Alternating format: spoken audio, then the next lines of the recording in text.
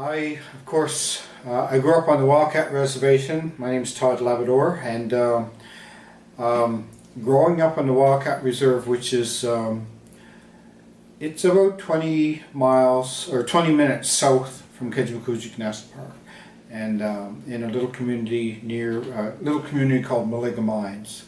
And my father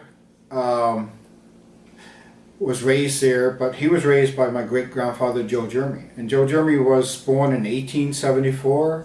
He died in 1961, and he was a Birch Bark Canoe builder and also basket maker, axe handle maker.